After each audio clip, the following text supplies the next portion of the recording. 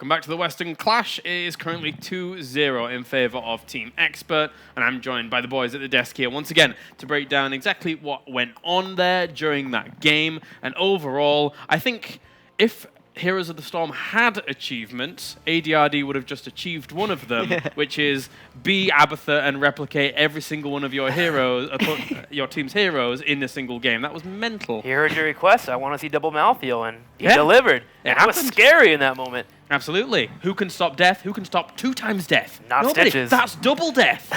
But that's just goes to show how situationally aware ADRD is. It's not necessarily that he cloned those heroes because they were the best clone hero. Yeah. He cloned those heroes because they were the best clone heroes in that moment. Yes. Like, for example, the Malthael clone, which we brought up as maybe not necessarily being the strongest clone, was brought up when Blumby was cut out of position in between the middle lane and the top lane. It's that sort of awareness that separates ADRD from other Abathur players. And I think we do actually have the replays ready, Glaring. So if Yeah, you take absolutely. those. Now, this replay is one of the more entertaining ones I think we've had. Darkmok actually ends up just making an incredible escape here. He D's over, and Bad Benny ends up missing both of his CCs, but what's really hilarious is Darkmok trusts Blumby, and the communication had to have been really on point, and it buys just enough time for him to just make this incredible escape. I think that really just showcased how much synergy Team Liquid has. Yeah. What was your song you were singing during all of that? Dread was singing to us. It was beautiful. This is a trap. That's what I was Don't saying. deliver. Don't do it, Dread. No.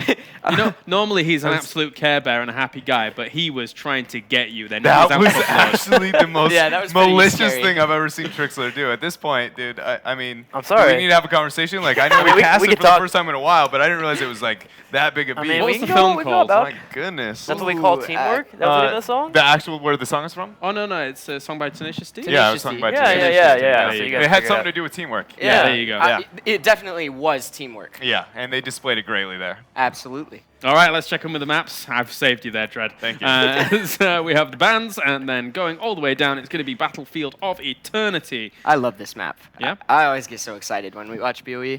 Just the intricacy of suddenly teams are forced to battle and fight in the center of the map. There's less like slow rotational play, and I always love watching teams brawl. Yeah. Any other thoughts on Battlefield of Eternity going into this? It's one of my favorite maps to watch because I like to see teams be decisive. It's probably one of my favorite things to enjoy about Heroes when a team is on a single idea and they all execute. And that's happened a lot in the last phase here for BOE. So expect that from Expert and Team Liquid. Time for it, and Team Liquid is on its last legs now as we go into game number 3. Team Expert, 1 win away from getting their rematch against Fnatic and somehow muddling their way through that if they can get there, because that will be a dangerous one. I don't know about you guys, but when I play Heroes of the Storm, I like to fight heroes and not minions as much. I know there's different preferences, but on BOE, you get to fight heroes a lot more. So we see Team Liquid respecting Expert's Genji. They opt in not to look to first pick it and ban it themselves. I gotta say, I like fighting the minions more. Absolutely. Yeah. What? I love PvE. It's great. Yeah, you feel like... you know, I love Black Hearts Bay. It's well fun. Skilled players would say that. Yeah. No, I'm just kidding. Whoa. I'm just kidding. Whoa, Glorog. I thought I was Oh, me, dear. this guy. I know, he See, literally no, was I on the took same the roster. spotlight. Calm down. Same Poor roster Dread. as me at some point. I'm still getting just thrown into the dirt. My goodness. It does feel good to stomp on minions, though. It's like they just... You feel like a little god, you know? Like a Yeah. titan coming in there, eating them up. It's pretty Did crazy. you say a little god? A literal god. Oh, a literal little god, you know, too. I thought you were having a dig at Glaring there It's for a not so moment. much the battle of the minions that I like. It's what that comes afterwards, like making the actual hero fight decentralized. That's one of my favorite Yeah, things. I can empathize with that, I suppose. Sometimes fighting the minions just gives you that little edge in the actual team fight. Yeah. I respect that. Yeah, that's what I'm looking for. We see the Ooh. first pick on Oriole. This I love from Team Liquid. It's something they've shown extreme proficiency on in the past. Force an Uther early, at least an Uther on the side of Expert, I feel. Yeah, feels Lunara like could it be would too. Uther would be a Just good to pick. deny it from Team Liquid.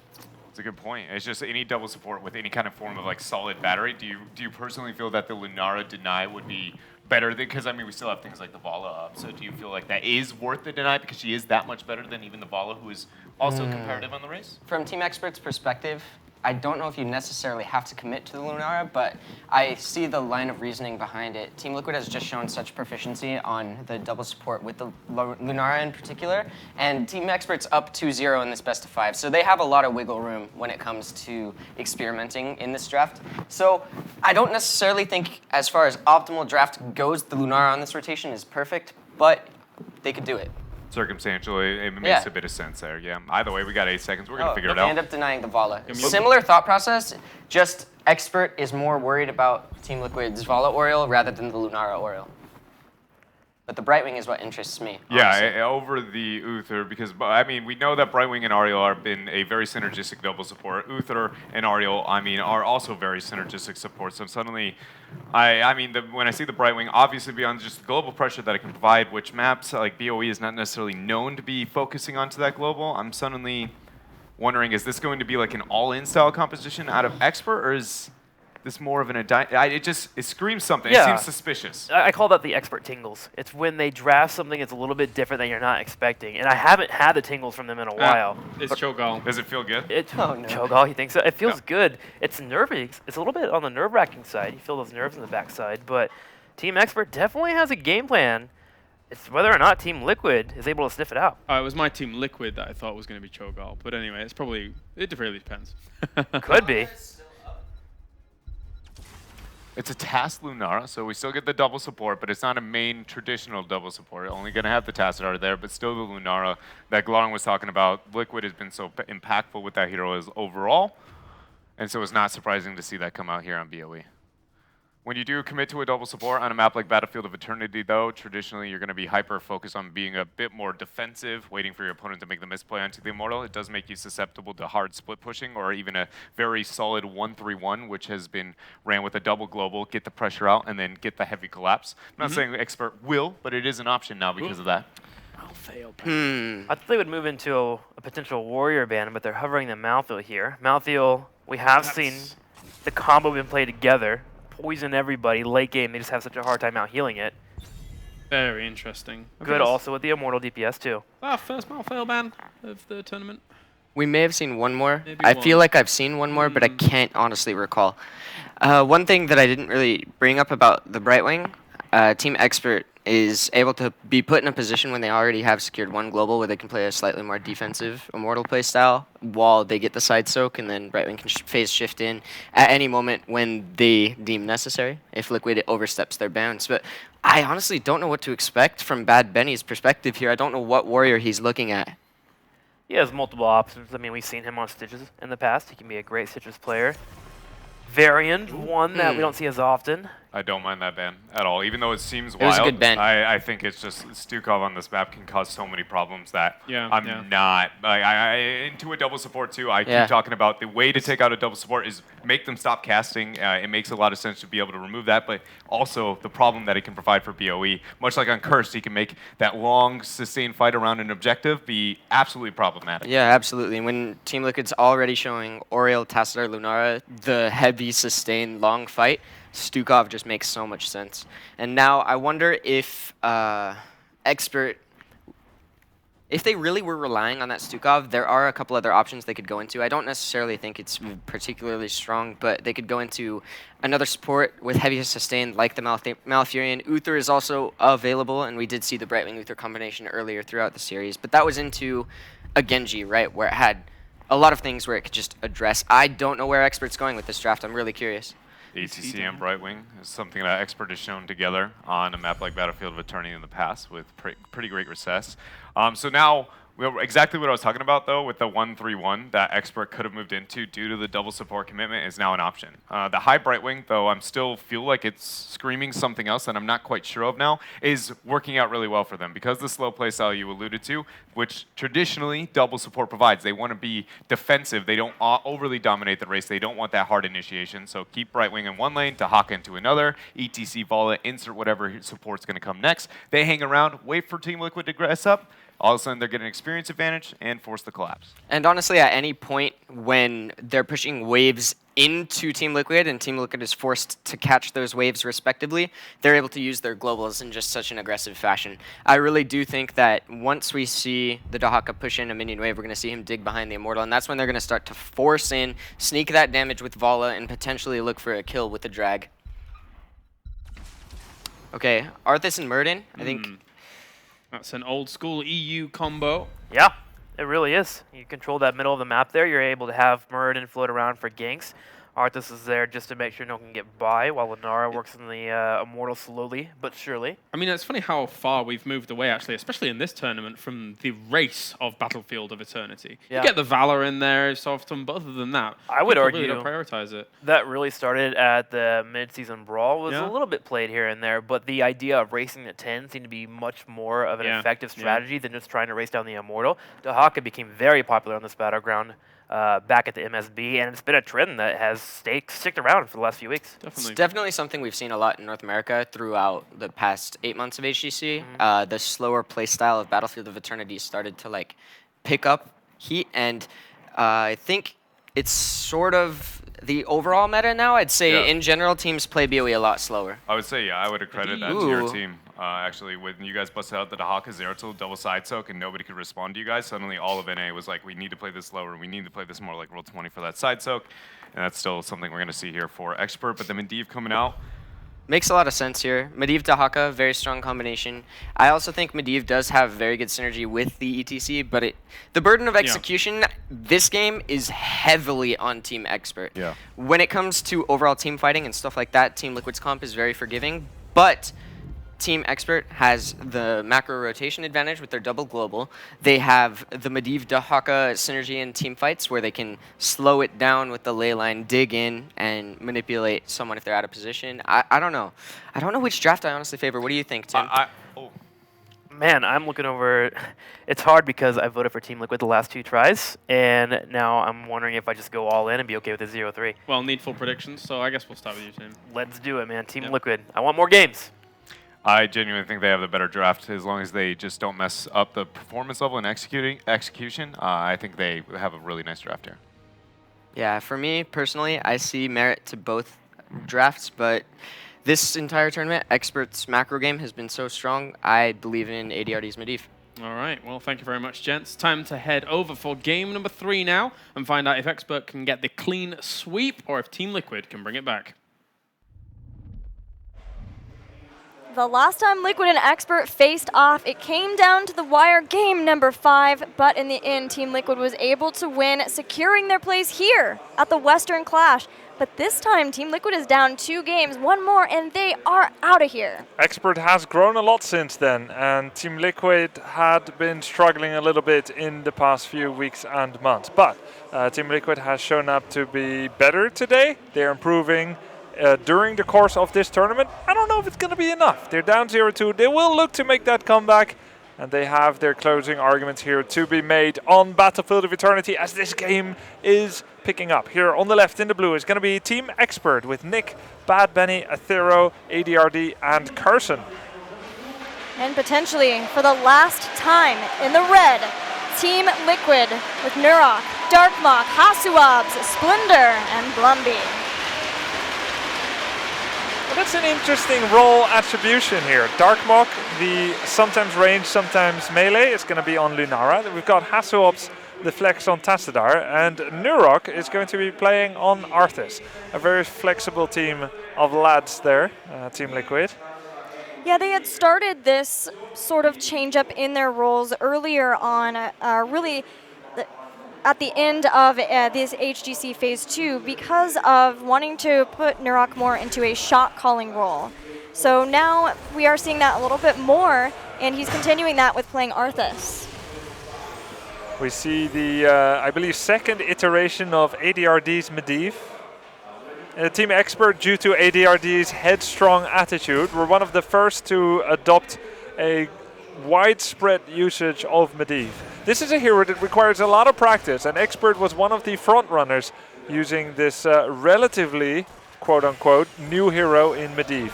Portal and Force of Will usage is relatively unparalleled in the rest of the world, even as there are more and more teams trying to pick up Medivh, but Expert still the front runner of it.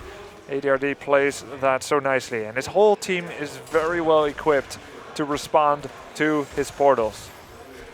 And his portals will come online the most once they can get to 13. Quickening reduces the cooldown of Portal by 50%. Pair that with the level 1 talent as well, which increases the uptime stable Portal by 50%, and you have almost 100% uptime of the Portal to give either an engage or a disengage. Medivh is going to have an easy time. Whoa! There was some kind of massive explosion here. I think we're fine. Seems fine. I'm sorry. It scared me too, but you were the one talking. I'm sorry. I'm sorry, I always make a lot of sound when I get startled. Some kind of cry for help. I usually end up startling people when I get startled inadvertently. It's like, you're going down with me. It's getting explosive in our lower bracket finals as Experts one game away from winning versus Liquid. I'm excited. Adrenaline is running. They're Porto engaged there by Team Expert. They make a big move, but Liquid so far with the dodge, the turnaround, the poison on Nick. Vala dropping within a sliver of her life, but stays alive for now. Yeah, this is that double support coming in handy for Team Liquid. The Ariel giving constant heals to them.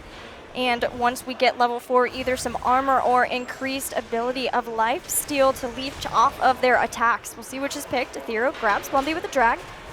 Into Burrow. The fervent defense by Liquid trying to defend their Immortal. It is never going to be 100% effective. There's always poke damage, but they are looking for a pick-off. They're waiting for level 4. Keep in mind in Heroes of the Storm, there's trickle XP. Even doing nothing, killing nothing, you always get a small sliver of XP per second, and you can wait for that and try and get that talent here. They get that now, and now they're more ready to fight. However, is it too late? Did Expert find the opportunity to take down Darkmark, the portal, to cut off his escape, but this little Bambi smartly skipped away to the south. She skipped away and Splendor made sure of it. So no kill yet for Team Expert, even though they got dangerously close to taking out Darkmark. However, Team Expert, in their constant vigilance of poking down with the Monster Hunter, with the Hungering Arrow build of Vala, has forced the swap of the Immortal positions, and now they can continue their poke. Now the thing is, Team Liquid has far better sustain than Team Expert. Not only does Brightwing have 0 targeted heals, only that trickle of trait heal around her in an aura, Medivh also doesn't have any heals. He has Burst Protect, yes, but not heal. So any damage Liquid can do is going to be in their favor, but it's up to Expert to do the hard engage, try and secure a kill and have a quick fight, and that's what they keep trying. That portal made it seem almost inevitable for Team Liquid to lose somebody there. But thankfully, Team Liquid stayed strong in the face of danger, grouped in on top of their Immortal, and there was no opening for Expert to be able to get that kill. So Expert now will take out the Immortal. They'll claim the first one, but it's a fairly lowly shielded one. The truly incredible thing here by Team Expert, and I'm really excited to sing their praise as this newly emerging second seed team from Europe is just playing fantastic. They pressured Team Liquid, always nearly getting a kill, but they're doing so with just 4 members. The Haka was split soaking all the time. Look at this massive experience lead without even any takedowns. Expert is a full level ahead. They now get their level 7 talent. They're pushing in with 4 as the Haka continues to wrestle control of that top lane. And Let's Grubby, see what they can do. You do not want to get that far behind on Battlefield of Eternity. There are very real threats to losing this game on this battleground in very 8, rapid 9 fashion. minutes. Yeah, once you get heroic abilities with the second Immortal, things get very scary if you do not have heroic abilities to try to defend versus that. So that level lead needs to be rectified by Team Liquid. Yeah, you know what they say, Battlefield of Eternity years are like dog years. You multiply them by 7. You really don't have that long to go on this map usually. And Liquid is already down a fort. A full fort against the first Immortal is a rare occurrence indeed, especially when you consider Liquid has a lot of D-push. They have a lot of ranged heroes. This is where Liquid really hits their stride. Level 7 was so needed. Ariel picks up Burst of Light, which gives her the flexibility to heal. That is where they hit their stride. Look at the body blocks from Nurok and Blumby fighting Ethereal Can they get Angel. more? Gerson's low too with the poison. Woo! Have some bananas. Team Liquid get the kill on the bane of their existence. Finally, that fort goes completely down. I had already written it off. Experts doing all they can, despite losing Dahaka, to maintain their experience advantage by getting that fort, even the tower next to it. But by making sure that Dahaka was taken out and Brightwing got very low on health, Team Liquid's hoping that they can do the same. They worked on the towers, now they're getting a mercenary camp, can cycle down and get their bruisers too, but they are still a level behind Team Expert. Yeah. Again, Lunara gets better and better as the game goes on. And that will help a lot. She gets that splintered spear. Massive bursts of energy for Ariel. Muradin has gone for the full Stormbolt build to help a little bit with that damage on the Immortal. Quadruple damage with Stormbolt on the Immortal. A nice little chunking of roughly about 800-900 damage on the Immortal will help with that trade. And now Liquid has to decide, do they continue to defend or is it a full-on trade this time? Level 10 is so close for Expert, and it is the trade. Team Liquid tries to do as much damage as they can. And they're leading the race for now. But Expert this time will get level 10. I don't think they will let it get to a trade, will they? Liquid used the time where Expert did not have 10 and the fact that it was in a safer position for them to just massively group around it. They have Sledgehammer build. They bursted down as much as they could from the shielding. And they're now gonna they let this have one to give go. this up. Yeah. They have to, right? I mean, level 10 is there. Absolutely. Their life is on the line in this tournament. There's no room for mistakes. There's no room to get caught without heroics. So the Immortal gets spawned. It always goes to the most healthy structural lane. That means this time it will be the north. Not like some other maps where it literally alternates every other time. So Immortal goes to the north. It will pressure the top forward. And by that time, Team Liquid will be just about level 9.8. So they will need to buy a little bit of time. Poke as long as that gate is up. Sacrifice a little bit of the fort HP and then try to make their stand. I'm getting so scared watching ADRD fly over these. Portal Everybody. plays. They have to just get 10 first. Leyline Seal, Mosh Pit, Rain of Vengeance. There's a lot of threat here. ADRD trying to complete his master starts. 19 out of 30, not yet. No portals yet. Liquid gets level 10. They have 10. Bad Benny was sweeping around from the side, seeing if he could flank with the Miracle Mosh that might just let them in the game right here. But doesn't find it. Force Wall keeps him in to range of the damage while the rest of the team deals with the Immortal. Nuruk has come here. The Haka hasn't. Team Liquid needs this fight. They need to engage before the Immortal is down. They don't though. And because they don't, more and more damage at the bottom wall. The Haka is having so much fun there. Getting almost half a tower down already. Expert just out-rotating, out-playing Team Liquid here. What is Team Liquid's counter answer? They need an engage in those moments, and I feel like they're missing their opportunity here. Well, here's the engage being forced upon them, whether they wanted it right here or not. Avatar has been used after the drag. Leyline Seal hits the back line, but Team Liquid stays strong. They still have the heals. Blumby can continue in. ADRD zoned away from the portal. 29 stacks! 29 stacks on Master Starts. Does he go down? He completes! Quest complete. Time to feed. Nonetheless, Team Liquid get that kill. And they're looking for more. Nurok sitting on top of Bad Benny, hoping for a second as he races to his gate to safety. Darkmok not willing to let this go, slowing him down.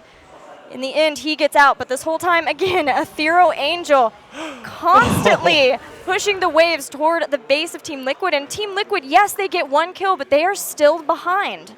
Yeah, the Leyline Seal was cool. He hit 3 targets, but there was no real pressure on Muradin. Much of the damage had already been used, the lockdown as well, and Muradin popped his avatar. In fact, it was a nice little rally cry, that Leyline for Team Liquid, where they say, shall we go? Yes, good situation, and they chased. Lovely detainment strike on ADRD there, pushing him away from the portal, as going through a portal does have half a second of channel time, so that was nice. They get that kill. Nurok, Army of the Dead, Icebound Fortitude, the turnaround. This seems to be the play of the game for Team Liquid. They go get engaged upon and they make the counterattack. However, this time Expert gets away on time. Yeah, Team Liquid is forcing every fight they can possibly make out of Team Expert because they continue to be behind. One kill isn't enough. They need to be able to get a bunch of kills to tie things up or get an opportunity to push down some of the structures and even out those structures and experience. Detainment strike into the force wall though. That was very cool. The the force wall actually made the power slide go in 3 different directions during the during the usage of that ability. That was so funny. Actually putting him closer to Team Liquid and making him a valid target. But Medivh was there with the portals and the Force of Will. Now Team Liquid is in a very difficult situation. They're still down a level. Ethereal Angel keeps annoying them in the off lane. And they have to defend their Immortal. And they will try to fight down an entire talent level here. 13 isn't the worst. It gives more sustainability to Vala. As we mentioned before, the portal uptime is a lot better. This will help out, especially if an unfavorable force wall comes in from Hasuabs. Even Shield Dust too. Liquid has to respond to that off lane. Arthas chases the Haka. Expert starting to move forward onto the Immortal. Darkmok drops a little low, heals up from the Plasma. Nearly the stun by the boss on Nick. Vala, a lot of damage here on Muradin. Polymorph, that's a lot of abilities used on a warrior who still has his personal health bar, emergency health bar available, Avatar. Team Expert needs to be careful to use too many things on Muradin.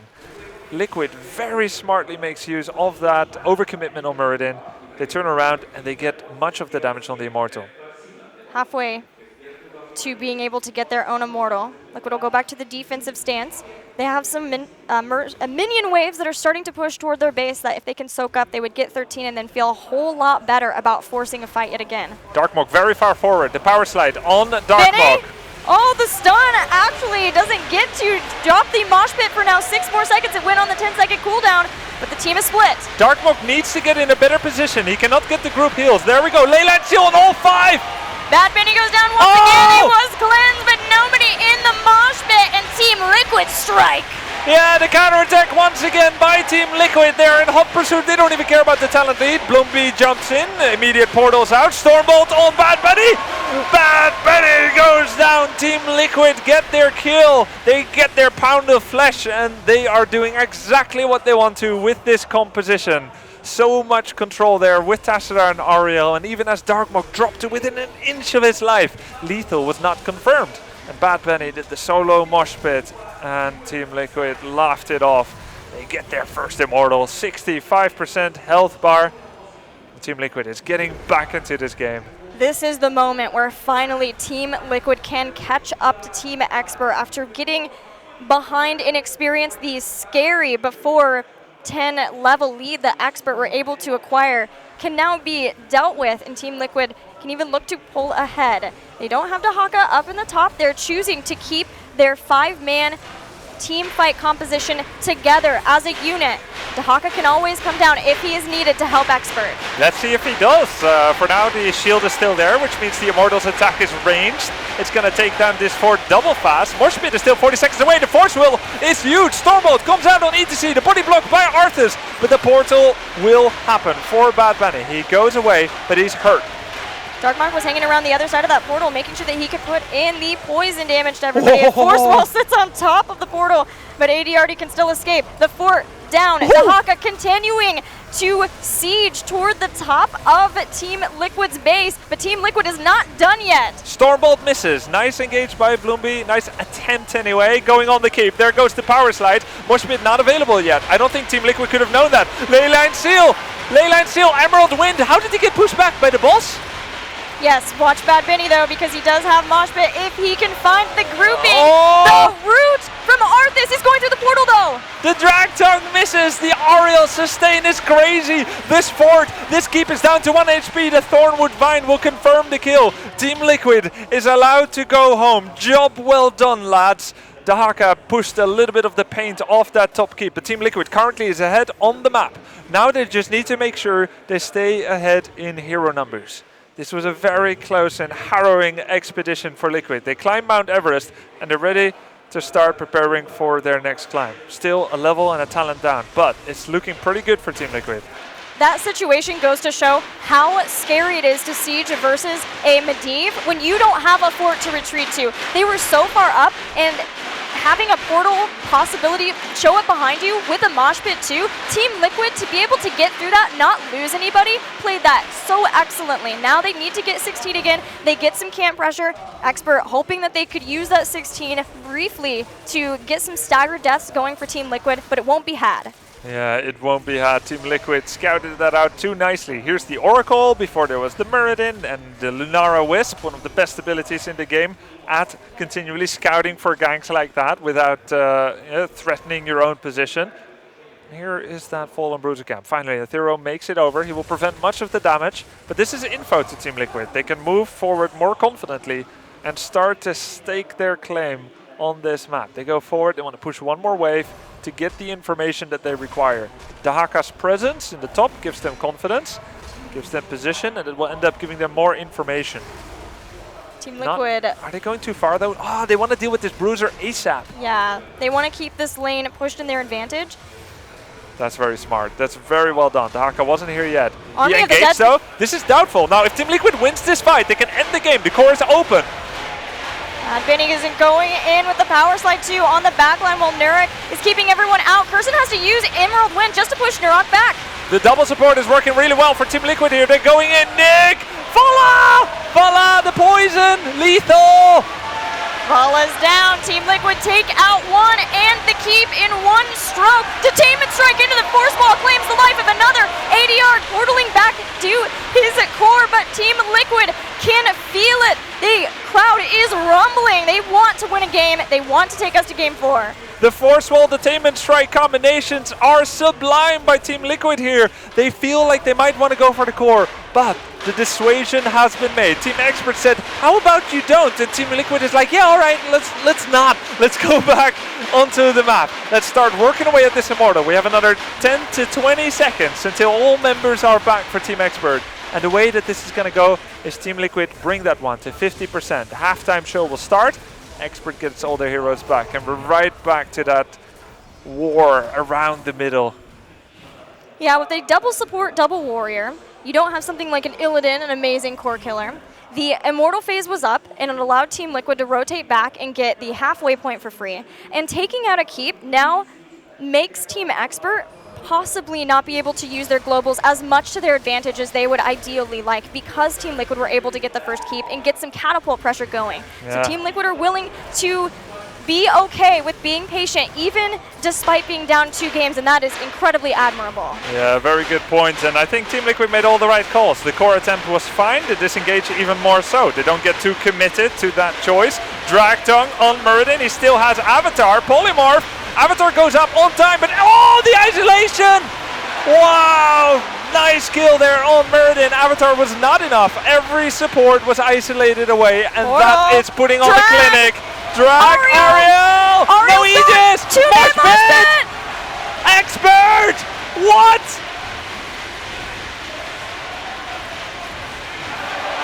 Everybody died on Team Liquid. This was supposed to be their moment. They were ahead in every way, ahead in level, ahead in keeps, ahead on immortal HP, but Team Expert shows their class.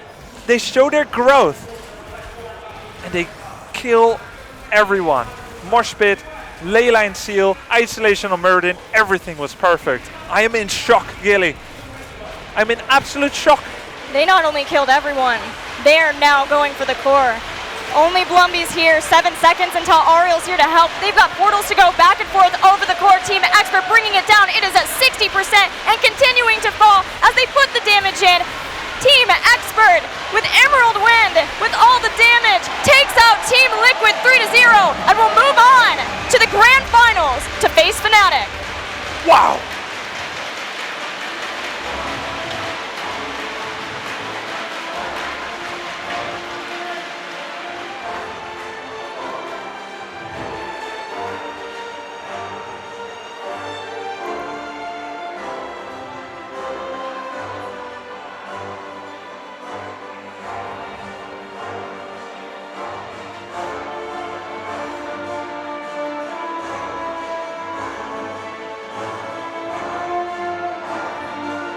It almost feels like Expert sensed the hesitation. Liquid went to the core, not being able to get more kills, moved back. We're willing to play patient. And Expert were like, if you give us this chance, we're going to take it. Exactly. Team Liquid, they tried to go for the core. I think it was the right call. They did not manage to do it just like that. Expert just a little bit too strong today. And Expert, after engage, finally find that opportunity to punish Team Liquid. Wonderful play there. Team Liquid played a great tournament. They did. They made it to the top 3. That was their goal. They were able to overcome every North American team who tried to take a series from them. Another goal of theirs.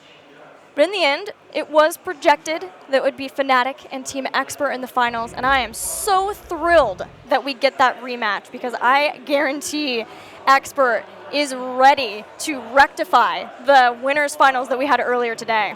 Yeah, they are ready to fight Fnatic once again. They had a rough going at the first time, but now they're warmed up. They have that momentum. They have those victories there. And they are ready to undertake one more undertaking against Fnatic in that grand finals. Let's break this match down there, guys.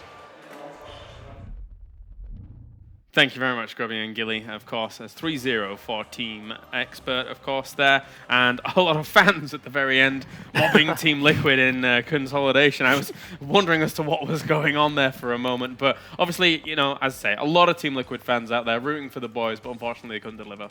Yeah, I mean, of course, they want to talk to their fans. They love to. They're a respectable team. They came out here and had a very solid tournament. They're still top 3. But man, Expert, holy moly. A comeback was on the way for Team Liquid. We can feel it in the air. And they said, all right, well, let's respawn. They run straight to the middle of the map. And that control of CC on that fight in the middle of the map there was fantastic. Do you have an actual replay on that one? Yeah, actually. And the interesting thing about the 2 replays I've chosen, in one match, as we get into this, let's start by pausing. Team Expert here, the burden of execution to win this game is heavily on them from my perspective, and Team Liquid does a really good job of staying with their hyper-sustained composition alive. So as we start to go through this clip here, we see that the synergy is just slightly off and the execution isn't perfect from Expert in this particular team fight, and Team Liquid demonstrates what happens in a fight if the execution is not perfect. You see the front line of Nurok and Blumby. There's the overlap of Leyline from Curson as well. And it's just like this situation where everything seemed to be good, but then little things happen, like the Leyline overlap of the Emerald Wind, and then the mosh pit completely missing. It's situations like this that make these compositions risky to run. Yeah. But Expert in the same game is able to recover from this play where the execution wasn't necessarily perfect and turn it around and just like style on Team Liquid in this next play.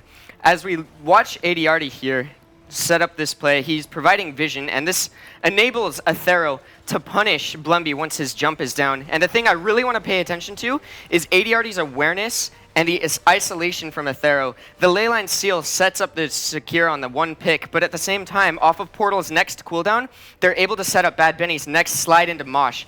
And this play in particular, Athero's tongue is incredible, but it's just like night and day how different the execution was, and I think that speaks volumes of Team Expert as a team, that they're willing to make these adaptations mid-game, not even mid-series or mid-tournament. The fact that earlier in the game, they struggled with execution, they take a step back, take a deep breath, and then next opportunity, execute flawlessly. I love that, you know, ADRD is truly the prophet when it comes to playing a Medivh there, knowing that the wall is going to go down, so he is putting the portal down at exactly the same time, wanting to get his team across. Very good control. And I can't overstate how solid of a performance Athero had on the Dahaka that game. Yeah. From the early game, developing the map pressure, to the unbelievable drags on Oriole and Blumby, and at the same time, too, when the Leyline came out and the isolation did end up happening, it was just so good because he isolations the Murden so he can't get the Thunderclap off to regain enough health for the Oriole to hit the Aegis.